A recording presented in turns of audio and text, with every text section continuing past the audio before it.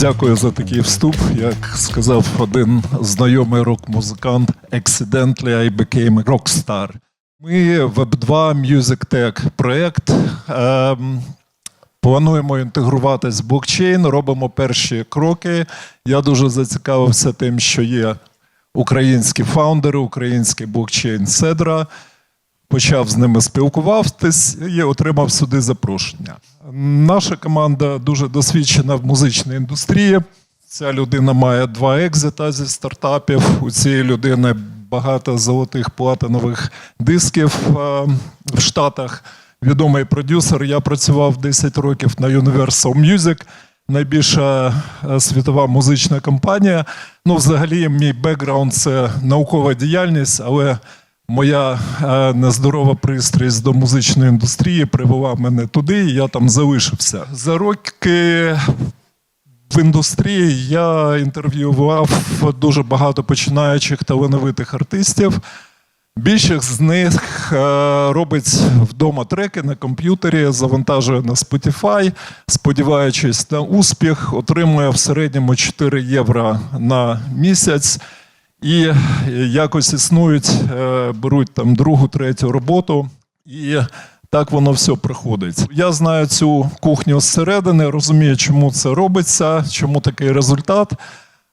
Ну, тому що це дуже закрита індустрія, вона дуже централізована. 3 компанії, одна з яких, на яку я працював, вони контролюють більшість ринку. І це призводить до market inefficiency. Музичний ринок наразі 30 мільярдів, він зростає в середньому 12% на місяць.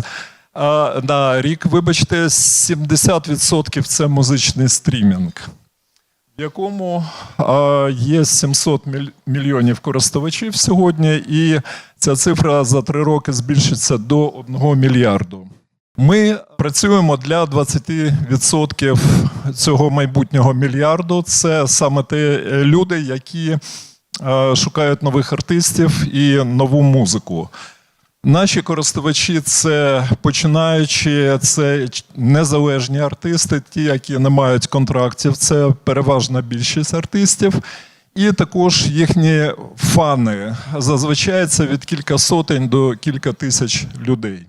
Ми побудували стрімінгову платформу нового типу, на якій, якщо ви сплачуєте підписку, ну, хто підписаний на Spotify, знає, це приблизно $5 на місяць в Україні, 10 євро в Європі.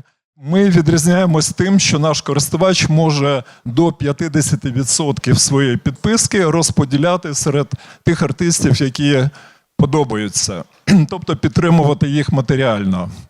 30% йдуть в пул призів гейміфікації. Це передбачання, яка пісня буде рухатись вгору в хіт-параді. І 20% – це наша комісія, яку ми беремо з підписки. Для того, щоб напрацювати перших користувачів, ми зробили безплатний онлайн глобальний конкурс, який приніс нам десь приблизно 200 тисяч користувачів з 191 країни. І зараз ми робимо півот від такого безоплатного користування до підписки. Наші конкуренти – це традиційні стрімінгові платформи. Ми відрізняємось тим, що ми, мабуть, єдина платформа стрімінгова, на якій в майбутньому користувачі можуть заробляти. І за рахунок призів гейміфікації HeadHunter, і також за рахунок AI-агента, який ми зараз розробляємо. І як виглядає цей AI-агент, яка його функція? Ну, зазвичай, якщо ви чуєте якусь нову пісню, яка вас чіпляє, ви можете її поширити зі своєю подругою, розказати про неї, послухати другий раз. Насправді те, що ви робите, це роблять еліта лейблів, так звані A&R. Це у них такий R&D, пошук нових талантів, дуже неефективний. І вони за це отримують великі гроші. Ну, ви це просто робите з любві до музики.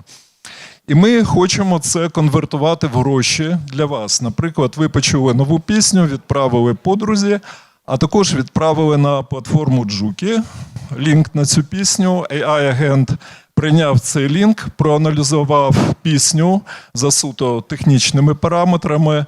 З 2011 року розроблено багато темплейтів, яка пісня потенційно може стати хітовою. Але дуже важливо, що AI-агент також повинен аналізувати особистість артиста, соціальні мережі, які фани, наскільки вони активні.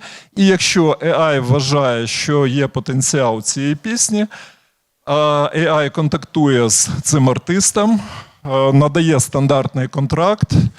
Артист може підписати, може не підписати. Якщо підпише, то той, хто послав цей лінк на Джукі, отримує 3% від майбутніх надходжень цієї пісні.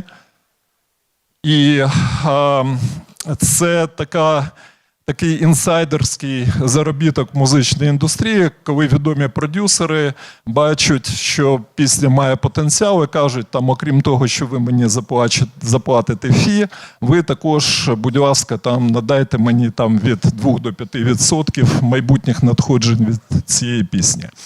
Тобто те, що доступно було тільки інсайдерам, ми робимо доступним всім. В певному сенсі це як Uber, який відкрив людям, що якщо вони мають водійські права, вони можуть підробляти таксистами, заповнюючи попит на таксі. А у нас ми кажемо вам, слухайте музику, насолоджуйтесь. І якщо вас хтось почне критикувати, що ви витрачаєте час на слухання музики, ви скажіть, що є Джукі, я насправді заробляю. Бо мій гарний вкус до музики – це моя інвестиційна стратегія. І якщо я знайду трек, як Деспозіто, який заробив 500 мільйонів за перші 3 роки, то 3% в такому треку виправдовують будь-які витрати часу на прослуховування музики. Чому Седра? Тому що український блокчейн, тому що я можу напряму поспілкуватись з фаундером. Тобто ми знайомились і з Полігоном, і з Соланою, і з Конкордіумом, із Нір, а в цьому випадку є пряме спілкування з фаундером. І я отримую відповіді на запитання. Чому ми можемо бути цікаві Седрі?